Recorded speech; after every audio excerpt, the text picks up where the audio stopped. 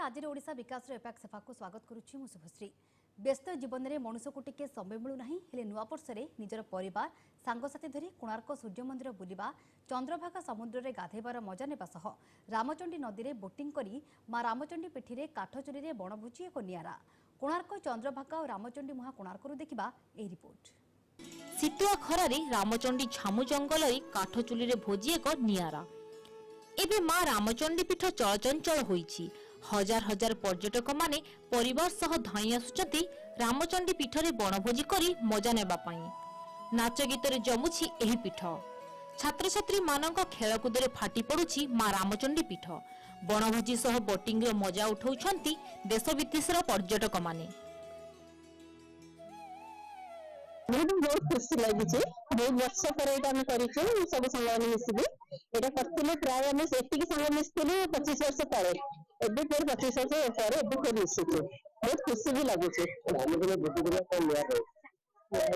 सब अरेंजमेंट बहुत सुविधा बहुत मजा आसूची बहुत दिन पर आम समस्त सांग मिसिलु आ बहुत इच्छा थिला भी आम समस्त एकाठी होगी बणभोजी करने ये बणभोजी आम छोट बेले करूँ एत वर्ष पर आम मिसिकी बणभोजी करूँ बहुत मजा आसूची। आज आम ये आसु जेहेतु भोजी करने डिसेम्बर 25 छुट्टी लगी आम स्कूल मानकर आम आसु भोजी करने ये आसिक बहुत भल आटमोस्फियर वाइब नौचे आम बहुत भल जगह देखा गले बहुत भल मंदिर अच्छी पहाड़ जंगल एगुड़ा सब अच्छी तो आमको किसी भल भी लगुच कि खराब भी लगुच कारण आसला बहुत डेरी होगा ये ट्राफिक जाम थी और ये पानी सुविधा नहीं जेहेतु इलेक्ट्रिक सुविधा नहीं कि भल प्लेस नहीं सफा सुतरा रहुनी एगुड़ा खराब लगुच किंतु ये आटमोस्फियर बहुत भल अच्छी। सेपटे जिला प्रशासन तरफ पीवा पानी लाइट एक करबोर्ड कमिटी करने को बारंबार अभियोग कर आसुचंती स्थानीय बासिंदा। पर्यटन विभाग पक्षर परिवेश सफासुतरा करने को दाबी करिसेंती बणभोजी करुथुबा पर्यटक माने। अन्य पक्षरे पुलिस पक्षर सुरक्षा व्यवस्था को कड़ाकड़ी करबा मध्य देखिबाकू मिलिछि। बणभोजी करुथुबा पर्यटक माने बणभोजी स्थान को सफासुतरा करने को अनुरोध करिसेंती कोणार्क अंचल बासिंदा। रामचंडी मंदिर तो प्रसिद्ध ठाकुराणी की भोजी कर निरा अच्छी आम डिसेम्बर 25 अपेक्षा करते कारण मनुष्य जीवन तो केत सब कमी हुए फुर्सत भी न थाए जंगल कि शीत दिन डिसेम्बर मस किसी समय मिले आमको अतिबाहित करने तो आम ये समस्त सारा ओडिशा भी लोक छुट्टी आसती बणभोजी करने ये समुद्र कूल कुशभद्रा नदी मुहाण झाउमाण कोणार्क मंदिर सुंदर कारुकार्य देखिए लोक मैंने आसती चंद्रभागा स्नान तो कहना चले बणभोजी सब प्रकार लोक ये आसिक बणभोजी करते मंदिर अच्छी माँ अच्छा लोक नहीं आसती भोजी भात करने मुझे कहूँ आसतु निश्चित आसिक बणभोजी उपभोग नियंतु आ समुद्र कूल जो सुंदर हवा शीत दिन को उपभोग करवा निहत दरकार। आम तो आणुचु 10 किलो पर माछ आणुचु कोल माछ जहाँ मूल्य होची 480 टका रही किलो प्रति किंतु समस्या बणभोजी करिवार मजा मां रामचंडी पीठ रे एक नियारा। समस्ते प्रथमे परिवेश सुरक्षा दिगरे दृष्टि आकर्षण करबा सह समुद्र रे गाधोइबा बेले सतर्क सह गाधोई रामचंडी पीठ रे बणभोजी रो मजा नियंतु। कोणार्करू प्रकाश कांडी को रिपोर्ट एमबीसी टीवी। ए संपर्क में अधिक आलोचना पे आम सह सीधा सड़क जोड़ी होती कोणार्क आम प्रतिनिधि प्रकाश कांडी। प्रकाश जो भाव में पर्यटकों मन मोहुची रामचंडी पीठ किंतु कोठना कोठी टिके अभियोग आसुची लाइट कथा कहतु बा पानी कथा कहतु बा परिवेश सफासुतरा कथा कहतु पूरा दाबी सब कौन होची। देखो शुभश्री जदि कहबा जिते भोजी कथा मन पड़े कोणार्क चंद्रभागा भूमि रामचंडी पीठ ही मन पड़े। हजार हजार देश विदेश पर्यटक मैंने ठाई आसती शीत ऋतु बड़दिन छुट्टी काटे सहित नुआ वर्ष मजा उठेबे बणभोजी कर परिवार सहित आनंद देवे जहाँ को लेकर चलचंचल हो उपड़ी देखा कोणार्क ठारू रामचंडी पीठ रामचंडी पीठ में शह शह पर्यटक मैंने निज परिवार धरी काठ चूल्हार रोषे कर मजा उठाऊँ। सबुठ बड़ा कथा हूँ नाच गीत कंपुची माँ को पीठ ବୋଟିଂ ର ମଜା, ସମୁଦ୍ର କୂଳର ମଜା, ଏ ସମୁଦ୍ରରେ ଗାଧେଇବା ଏବଂ ଦୁଇ ଯୋଉ ଝାମୁ ଜଙ୍ଗଲ ଅଛି, ଝାମୁ ଜଙ୍ଗଲ ଶୀତୁଆ ହାୱା ତାଙ୍କ ଶରୀର ମନ ନଉଛି। ସିଧାସଳଖ ସେଠି ଗୋଟିଏ ଦୁଃଖର ବିଷୟ ରହୁଛି, ଯଦି କହିବା ଲାଇଟ୍ ର ସୁବିଧା ହବା, କିନ୍ତୁ ଯଦି କହିବା ପିଇବା ପାଣିର ସୁବିଧା ଦରକାର, ଯଦି କହିବା ପରିଷ୍କାର ପରିଚ୍ଛନ୍ନ କରିବା ସୁବିଧା ଦରକାର। ସବୁଠୁ ବଡ କଥା ହଉଛି ଯୋଉ ବୋର୍ଡ କୋର କମିଟି ଥିଲା, ଯାହାର ଦାୟିତ୍ୱ ନେଇଥିଲେ ପୁରୀ ଜିଲ୍ଲାପାଳ, ସେ କୋର କମିଟି ଆଜକୁ 7 ରୁ 8 ମାସ ହେଲା ବନ୍ଦ ହୋଇଯାଇଛି। ସେ କୋର କମିଟି ପୁନର୍ବାର ଗଠନ କରାଯାଉ ଏବଂ ଜିଲ୍ଲାପାଳ ତାର ଦାୟିତ୍ୱ ନିଅନ୍ତୁ। ତା ସହିତ ଯୋଉ ପରିଷ୍କାର ଅପରିଷ୍କାର ହଉଛି ତା ପରିଷ୍କାର କରିବା ସହିତ ସେଠି ଟେଣ୍ଡର କରି ଯେଭଳି ଯାତ୍ରୀ ମାନଙ୍କୁ ସୁରକ୍ଷିତ ଦେବା ଆବଶ୍ୟକ ରହିଛି। ଆମ ସହିତ ଅଛନ୍ତି ସ୍ଥାନୀୟ ପ୍ରଦେଶର ଆଲୋଚନା କରିବା କଣ କରିବା, ଯେଭଳି ଭାବରେ ଯୋଉ ରାମଚଣ୍ଡୀ ପୀଠରେ ଭୋଜି କରିବା ନିଆରା। ଯଦି କହିବା ରାମଚଣ୍ଡୀ ପୀଠ ଯୋଉ ପର୍ଯ୍ୟଟକ ଆସନ୍ତି ସେମାନେ କଣ କଣ ସୁବିଧା ଦରକାର, ଆଉ କିପରି ସେମାନେ ଆସିବେ, କିପରି ଭାବରେ ତାଙ୍କ ପରିବାର ସହିତ ଆନନ୍ଦ ଉଲ୍ଲାସ କରି ଘରକୁ ଫେରିବେ? ଜିଲ୍ଲା ରାଜ୍ୟ ବାହାର ବିଦେଶରୁ ଆସୁଛନ୍ତି, ପ୍ରଥମେ ତାଙ୍କର ହେଲା ପ୍ରଥମ ତାଙ୍କର ଉଦ୍ଦେଶ୍ୟ ହେଉଛି କୋଣାର୍କ ମନ୍ଦିର ଦେଖିବେ। କୋଣାର୍କ ମନ୍ଦିର ଯିବେ, ଆପଣ ଚନ୍ଦ୍ରଭାଗାରେ ବୁଲିବେ ଏବଂ ତାପରେ ମେରାଇନ୍ ଡ୍ରାଇଭ୍ ଯିବେ ରାମଚଣ୍ଡୀ। ରାମଚଣ୍ଡୀ ହେଉଛି ରାମଚଣ୍ଡୀ ପୀଠ ହେଉଛି ପୁରୁଣା ସର୍ବପୁରାତନ ପୀଠ ଓଡ଼ିଶାରେ, ବୁଝେ ନା ଭାରତବର୍ଷ। ସେଠି ଆପଣଙ୍କର 10 ବର୍ଷ ତଳେ ଗୋଟେ କୋର କମିଟି ହେଇ ଆସିଥିଲା, ବର୍ଷେ ଗୋଟେ ହେଲେ କୋର କମିଟି ବନ୍ଦ ହେଇଯାଇଛି, ଜିଲ୍ଲାପାଳ ତାର ଅଧ୍ୟକ୍ଷ ଥିଲେ। ତାର ଅସୁବିଧା ସେଠି କଣ ହଉଛି, ଆପଣ ସେଠି ସୁବିଧା ବହୁତ କିନ୍ତୁ ଅସୁବିଧା ହଉଛି ସେଠି ଲାଇଟ୍ ନାହିଁ, ସେଠି ସଫେଇର କୌଣସି ସୁବିଧା ନାହିଁ, ସେଠି ସିକ୍ୟୁରିଟି ନାହିଁ। କାରଣ ଥାନାଟା ସେଠିକି ରାମଚଣ୍ଡୀ ଥାନା ଦାୟିତ୍ୱ ନେବା କଥା ଆପଣଙ୍କର ରାମଚଣ୍ଡୀ ପୀଠ, ସେଠି ମେରାଇନ୍ ଡ୍ରାଇଭ୍ ର ଚନ୍ଦ୍ରଭାଗା ସାମୁଦ୍ରିକ ଥାନା ଦାୟିତ୍ୱ। ସେଠି ଭୌଗୋଳିକ ଦୃଷ୍ଟିରୁ ରାମଚଣ୍ଡୀ ଥାନା ଦାୟିତ୍ୱ ନେବ।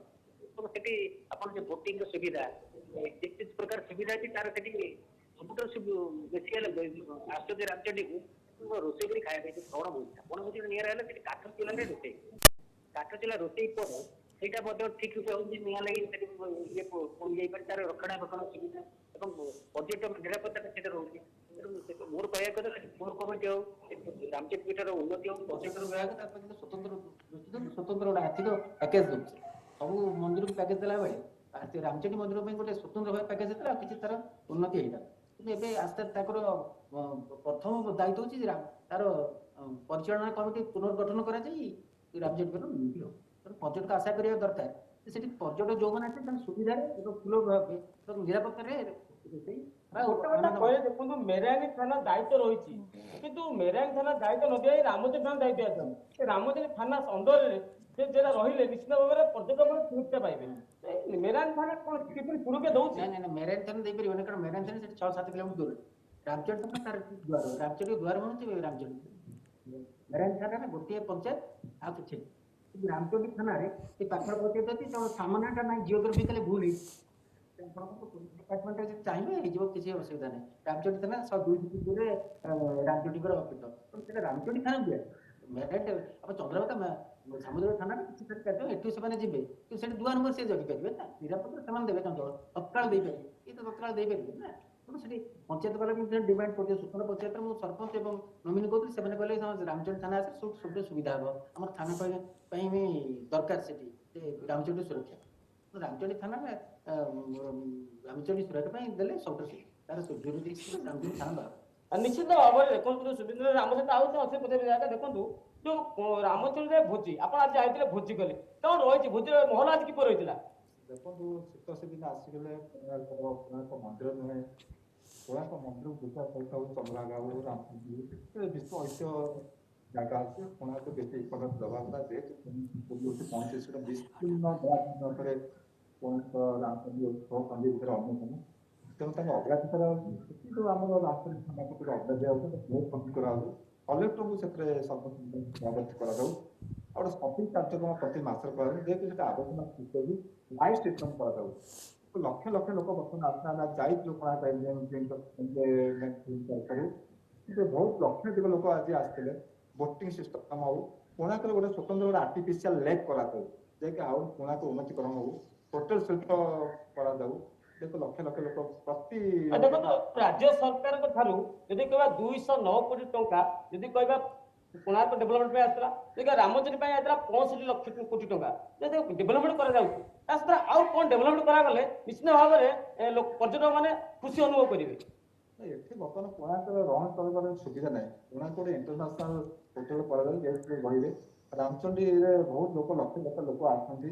ସେଠି କିଛି ଜଙ୍ଗଲ ସୁରକ୍ଷା କରାଯାଉ, ଗୋଟେ ସଫେଇ କାର୍ଯ୍ୟକ୍ରମ ପ୍ରତି ମାସରେ ହଉ, ସେଠି ଗୋଟେ ଉନ୍ନତିକରଣ ଲାଇଟ୍ ସିଷ୍ଟମ ସବୁ ବିଭିନ୍ନ ପ୍ରକାର କରାଯାଉ, ଗୋଟେ ଇଣ୍ଟରନ୍ୟାସନାଲ ଗାର୍ଡେନ ମଧ୍ୟ ସେଠି କରାଯାଉ। ବିଭିନ୍ନ ଆମେ ଯାଇଥିଲୁ ଆଜି 30ଟା ଜିଲ୍ଲାର 30ଟି ଜିଲ୍ଲାର ବିଭିନ୍ନ ପ୍ରକାର ବହୁତ ଜାଗାର ଲୋକ ଆସିଥିଲେ। ରାଜ୍ୟର ବିଭିନ୍ନ ଜାଗାର ଲୋକ ବର୍ତ୍ତମାନ ଆସିଥିଲେ। କୋଣାର୍କ ସେଠି ବର୍ତ୍ତମାନ ଚନ୍ଦ୍ରଭାଗା ଆଉ ମାନେ ରାମଚଣ୍ଡୀ ନଈ ଆଉ ସହିତ ସମୁଦ୍ର ସଂଲଗ୍ନ ସହିତ ବହୁତ ମନୋରମ ଦୃଶ୍ୟ ସେ ଉପଭୋଗ କରୁଥିଲେ। ତେଣୁ ଗଭର୍ଣ୍ଣମେଣ୍ଟକୁ ମୋର ଅନୁରୋଧ ଆଉ ଗୋଟେ ଭଲ ପ୍ୟାକେଜ ଗୋଟେ ଘୋଷଣା କରାଯାଉ ଆଉ ରାମଚଣ୍ଡୀକୁ ଟିକେ ଉନ୍ନତ ସ୍ତରରେ ପହଞ୍ଚେଇ ଦିଅ। ନିଶ୍ଚିତ ଭାବରେ ଦେଖନ୍ତୁ ବୋଲି ଆପଣ ଆଉ କିଛି ଅଛି ପଚାରି ବୁଝିବା ଦେଖନ୍ତୁ ଯେଭଳି ଭାବରେ ଆମେ ରାମଚଣ୍ଡୀ ପୀଠକୁ ଯାଉଛୁ ଭୋଜି କରିବାକୁ। ରାମଚଣ୍ଡୀ ଭୋଜି ଗୋଟେ ନିଆରା ସବୁ ଜିନିଷ ଯେତେବେଳେ ଏଇ ଦିନ ଆସେ ଏଇ ଯୋଉ ବଡ ଦିନ ଠାରୁ ଆଉ ନୂଆ ବର୍ଷ ଜାନୁଆରୀ ମାସ ପର୍ଯ୍ୟନ୍ତ ଯୋଉ ମହଲ ହୁଏ ଏ ମହଲ ଆପଣ ଉପଭୋଗ କରୁଛନ୍ତି। ବର୍ତ୍ତମାନ କଣ କରିବା ଦରକାର ସେଠି ଅଛି ଆଉ ଯଦି ପର୍ଯ୍ୟଟକ ଯୋଉ ଆସୁଛନ୍ତି ସେମାନଙ୍କୁ କଣ ବାର୍ତ୍ତା ଆପଣଙ୍କୁ ରହିବ? ବର୍ତ୍ତମାନ ହଉଛି ପର୍ଯ୍ୟଟନ ଯେହେତୁ ଋତୁ ପୁରୀ କୋଣାର୍କ ମଧ୍ୟରେ ଆମର ରହିଛି ବର୍ତ୍ତମାନ ରାମଚଣ୍ଡୀଙ୍କ ପୀଠ ବହୁତ ପୁରାତନ ପୀଠ। ସେଠି ସବୁ ବର୍ଷ ପରେ ଏ ବର୍ଷ ମଧ୍ୟ ଦୂର ଦୂରାନ୍ତରୁ ରାଜ୍ୟରୁ ଏବଂ ରାଜ୍ୟ ବାହାରୁ ମଧ୍ୟ ଅନେକ ପରିବାର ଆସୁଛନ୍ତି, ସାଙ୍ଗସାଥି ମୌଜ ମସ୍ତି ହଉଛନ୍ତି।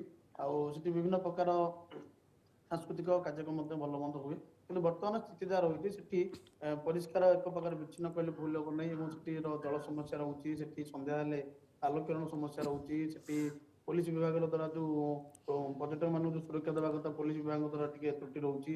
ଏମିତି ଅନେକ ପ୍ରକାର ସେଠି ସମସ୍ୟା ରହୁଛି।